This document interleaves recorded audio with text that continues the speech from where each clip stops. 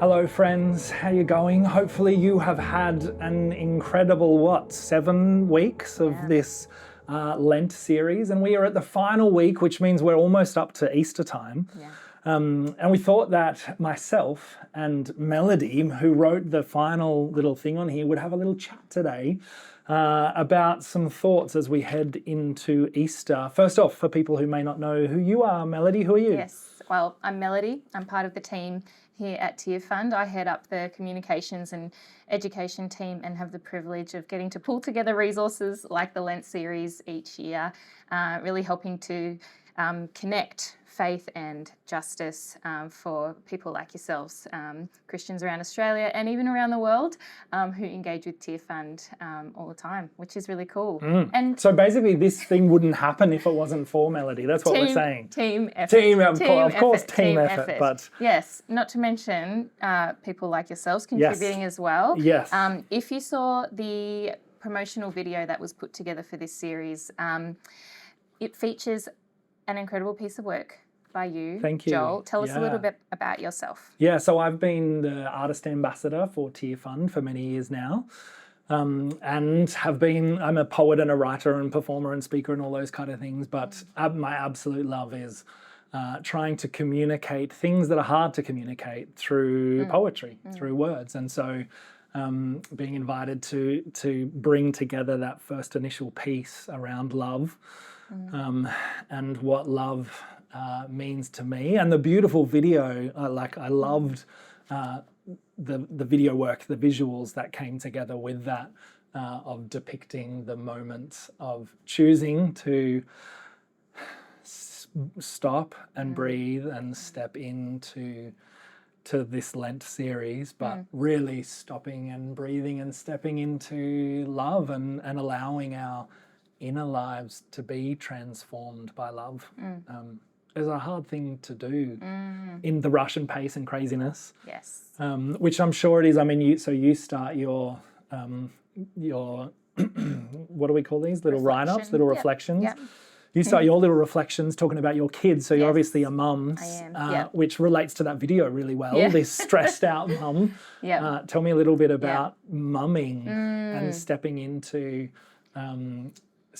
Lent as a mum. There's a lot of things in that. Yeah, well, I used to be able to enjoy, like an hour of quiet reflection and prayer each day during Lent. Spiritual disciplines and practices look a little different these days. Yeah. But you learn so much through your children. Yeah. They teach you a lot about love. They teach you a lot about hope, which is what I have kind of focused that reflection on this time. And there's a lot that you choose to put into your children, invest in, without any assurance that they will grow or turn out or choose a path that is what you would want for them. It's a huge act of hope to be a parent. Yeah, it really is. And you so beautifully talk about it in this micro little moment in here of watching movies or whatever it might be, where we as adults know that everything's going to turn out in the end okay. Yeah. But for our little kids, it's not as easy. Not as clear cut as that. And so they're left in probably a much more authentic mode of like, what's going to happen? Like, is everything going to be okay? Yeah. And so I loved your reflection on that. And my guess is, as a mum, is you immediately want to step into that and make everything okay for them. Is that the case? Oh, totally. Yeah. We're often watching a movie, whether I've seen it or not before. I know the usual way things progress. I know the good guy's going to be okay. I know that they're going to pull through, and that this moment of peril is going to find some resolution. Yeah. But even when we're reading books and there's a moment in a chapter or something, it's like, hold on, pause, don't turn the page. Can you just reassure me? Are they going to be okay? Yeah. Do you say they're going to be okay to your kids then? I Do you often drop say, it? I often will say, hey, let's keep reading and Nice. find out. Yeah, Let's wow. just watch a little bit further and find out. Huh. If they're freaking out, well, we can pause and take a break. Yeah. But I often, I suppose, in that moment, I'm trying to teach them like we can move through this moment without having to know exactly what happens in order to feel okay about seeing this moment through. Yeah. I love that idea in terms of metaphorically Mother God and the moments in our life where things are not turning out and our desperate cry is this going to be okay? Like, am I going to be okay? And how much like God's heart as a parent must be the same of like, I just want to come in and make everything okay instantly. But it doesn't really like very occasionally that happens, hey? It's much more, I think God maybe does exactly what you does, gets down on our level and says, hey, what if we read the next, like, let's go to the next thing and the next thing and see what happens. And I'm with you in it. And I'm with you I'm going to sit here, I'm going to hold your hand while we watch this scary bit, and I'm not gonna leave you and be like, oh, you'll be right. Man up and watch man up, buddy. Watch the end of, whatever it is, Lion King or something like that. Oh, that's a harsh. I mean, all of the Disney ones are like, I know. They all begin with a death of a parent or a whatever it might be. They're pretty full on. Yep, it's good. Yep. But what a beautiful thing, as you said. It's not just leaving us alone in it. It's coming and being, saying, I'll be with you. But we're not going to go easy. Like we can't. What's the word? Pansy foot around it. That's probably a bad way to say it. What's the word? I don't know what the word is for it. I don't know. Are you thinking of pussyfoot? Maybe pussyfoot. Where does that term come from? I don't know. Who knows? I don't know if any of these terms are okay these days to say, but we're not going to go easy, because life is not easy, and part of being a parent, hey, is teaching that things, and you're not going to be wrapped in bubble wrap for your whole life, but my love is with you always through this, and we're going to get through this, and we're going to read the next chapter, and we're going to see what happens. And we see that like in Jesus' interactions with his disciples, and particularly like right before his crucifixion, there's all these conversations recorded in the book of John and other Gospels. But he goes a step further and says, oh no, there will be trouble. You'll face persecution. People aren't going to like you. You guys are screwed. It's going to be really hard. He doesn't just say like, it'll be okay. He says, no, it's going to be hard, but I'm with you. I'm going to send you the Holy Spirit. And you, as you take assurance from the Father's love in me, which is in you as my disciples, and abide in me and stay with me as I stay with you, that's how we're going to come through it. In this world you'll have trouble, but take heart, I have overcome the world. And I'm not going to leave you, I'm not going to forsake you, I'm going to stay with you. And that is such an amazing foundation for hope in a world that is fraught with a lot of trouble today. Absolutely. And I love it in the sense as well that it's changing us, like to go almost back to we're talking about narrative and story really, and as we watch these stories, the story doesn't happen unless there's conflict, unless there's the setup in narrative structure, and then there's the conflict that happens when disaster happens, and then you get to the resolution. But even throughout that whole story, if the main character, the protagonist, doesn't change, then it's not really a story. And so it's the disruption, it's the conflict that they go through, that we go through in our lives, that actually brings us, that sharpens us, that changes us, that transforms our inner life to trust in God, to hit these moments in our own lives where nothing makes sense, just as the disciples did, and Jesus doesn't go easy. He says, "No, I'm gone, but I am with you in a different form as the Spirit." I love that. So bringing it to, just like he said, in our world context today, like even as we record this morning, Trump's been in power for 2 weeks, and we don't need to get political, but in some ways we need to get political, like to simply say our social society we're in is just in massive upheaval at the moment. US aid has just been stripped, and all this stuff is happening. And for a lot of us that are very passionate about social justice issues and causes in the world and equality and people being treated in the image of God, I want to be honest, I'm feeling really like hopeless at the moment, or I have less hope. And part of me is like one of your kids sitting here going, are we going to be all right? Like, Mom, is this going to turn out okay? Talk to me about this in the context of society that we're in now, like this world that we're in, and not just to say Trump or whatever. There's everything else that's happening in our world. Totally, massive division, all the things. At Tearfund, we see that every day. You know, we're confronted by, through the work of our partners, the very real situations that their communities are facing, whether that's conflict, disaster, relentless issues like climate change that just keep getting like harder and harder each year to grow the food that they need, to access water, to earn a livelihood, to keep themselves and their families healthy. Things like religious persecution is becoming increasingly an issue for our partners. And so, we're kind of seeing that over and over again. And yet within each of those partners themselves are agents of hope, vessels of hope, and really they carry the hope of Christ in them as they meet the needs of those communities. So that's one part of Tearfund's work that we see. Another part is our work with churches and Christians all around Australia. And what you've just shared about this kind of like, you look out at the world, you see what's going on, hope just takes a dive. That's reflected across the board. We know that.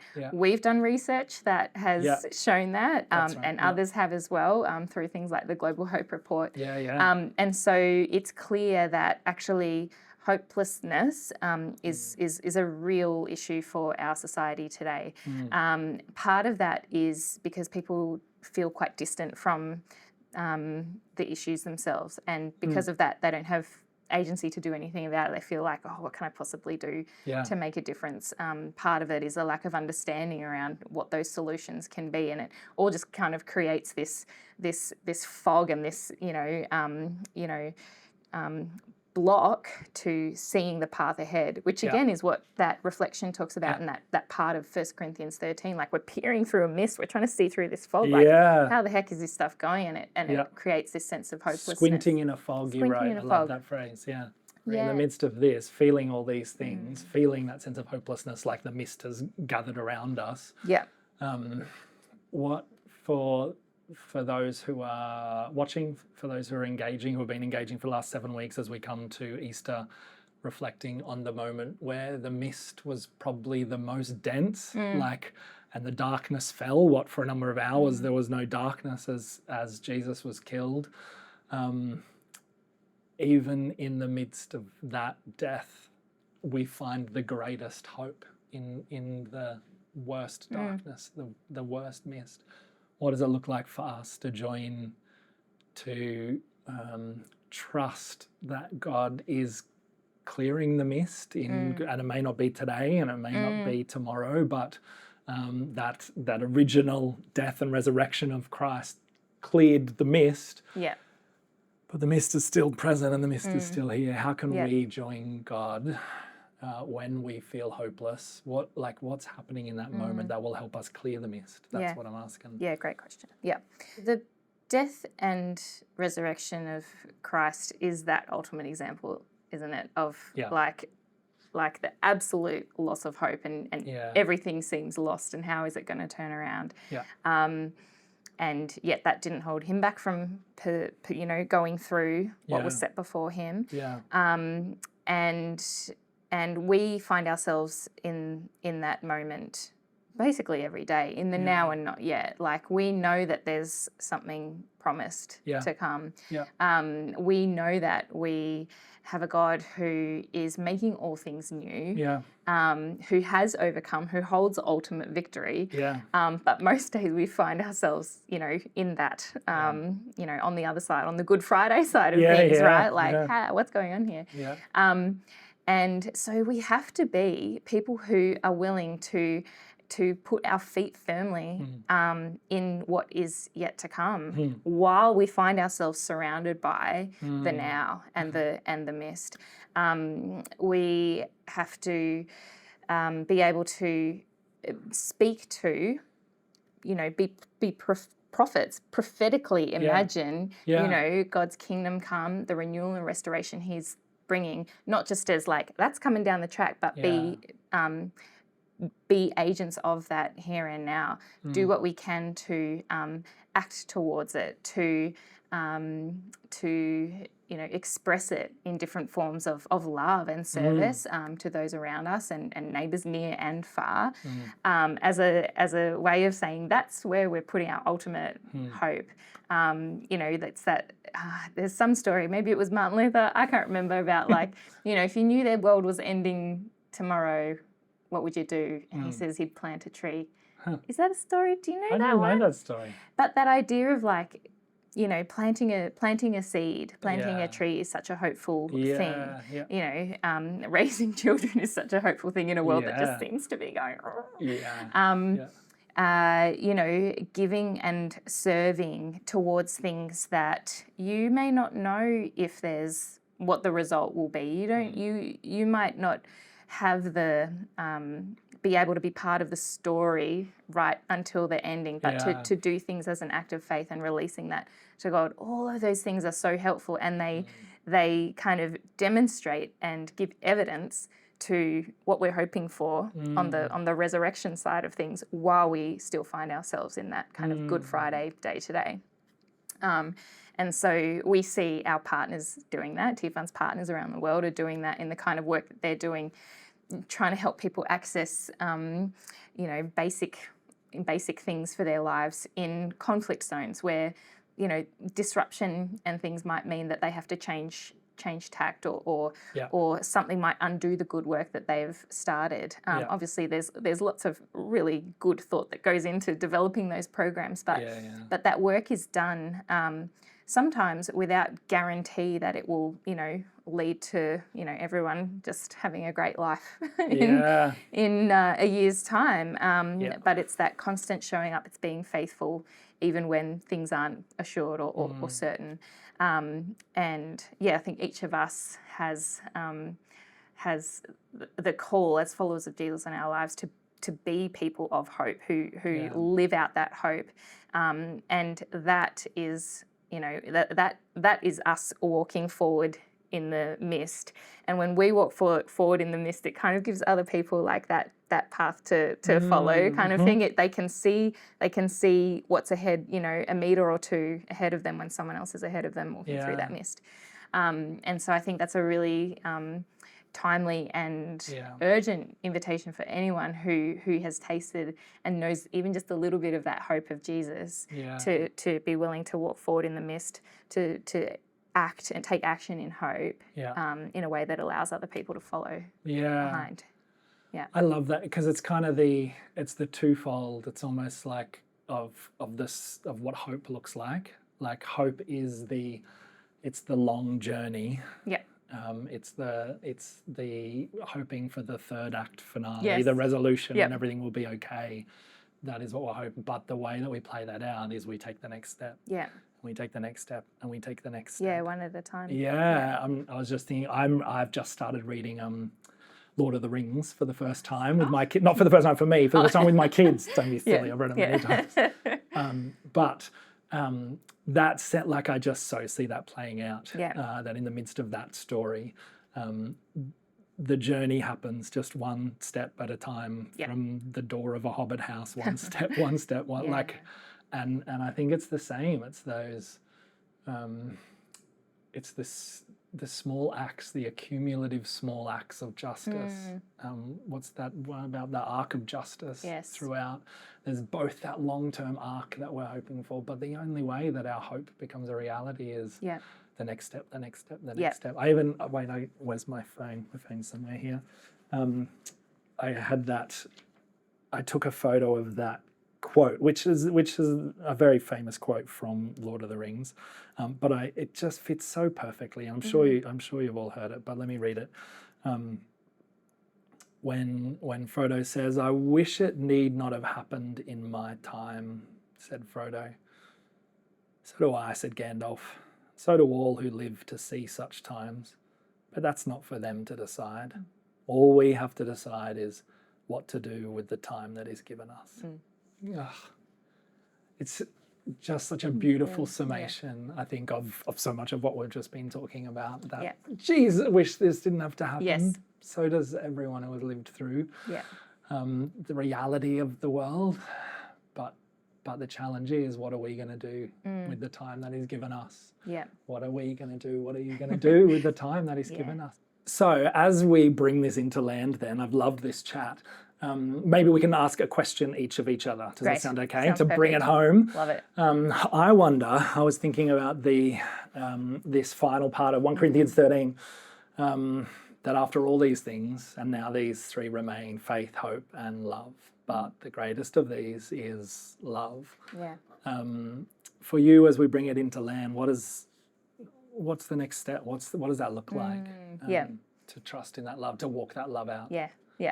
What I love about that end part of that passage, faith, hope, and love, is it so directly meets what's happening in the world around us.